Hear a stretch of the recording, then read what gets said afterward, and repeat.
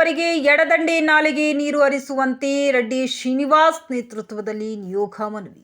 ಬೆಂಗಳೂರು, ಕೊಪ್ಪಳ ಹಾಗೂ ರಾಯಚೂರು ಭಾಗದ ರೈತರ ಜೀವನದಿಯಾದ ತುಂಗಭದ್ರಾ ಎಡದಂಡೆ ನಾಲೆಗೆ ಏಪ್ರಿಲ್ 30ರವರೆಗೆ ನೀರು ಹರಿಸಬೇಕೆಂದು ಕೊಪ್ಪಳ ಗ್ಯಾರಂಟಿ ಯೋಜನೆ ಅನುಷ್ಠಾನ ಸಮಿತಿಯ ಅಧ್ಯಕ್ಷ ರೆಡ್ಡಿ ಶ್ರೀನಿವಾಸ್, ಶಾಸಕರುಗಳಾದ ಬಾದರ್ಲಿ ಹಂಪನಗೌಡ, ಕೆಎನ್ ನಾಗರಾಜ್, ಕಾಡಾ ಅಧ್ಯಕ್ಷ ಹಸನ್ ಸಾಬ್ ದೂಟಿಹಾಳ್ ಅವರ ನಿಯೋಗ ಬುಧವಾರದಂದು ಬೆಂಗಳೂರಿನಲ್ಲಿ ನೀರಾವರಿ ಸಲಹಾ ಸಮಿತಿಯ ಅಧ್ಯಕ್ಷ, ಕನ್ನಡ ಮತ್ತು ಸಂಸ್ಕೃತಿ ಇಲಾಖೆಯ ಹಾಗೂ ಹಿಂದುಳಿದ ವರ್ಗಗಳ ಕಲ್ಯಾಣ ಇಲಾಖೆ ಸಚಿವ ಶಿವರಾಜ್ ತಂಗಡಗಿ ಅವರಿಗೆ ಮನವಿ ಪತ್ರ ಸಲ್ಲಿಸಿದರು. ಇದೇ ತಿಂಗಳು 21ರಂದು ಜರುಗಲಿರುವ ನೀರಾವರಿ ಸಲಹಾ ಸಮಿತಿಯ ಸಭೆಯಲ್ಲಿ ಚರ್ಚಿಸಿ ರೈತರ ಹಿತ ಕಾಪಾಡುವ ಉದ್ದೇಶದಿಂದ ನಿರ್ಣಯ ತೆಗೆದುಕೊಳ್ಳಲಾಗಿದೆ ಎಂದು ಸಚಿವ ತಂಗಡಗಿ ಹೇಳಿದ್ದಾರೆ ಎಂದು ಪ್ರಕಟಣೆಯಲ್ಲಿ ತಿಳಿಸಿದ್ದಾರೆ.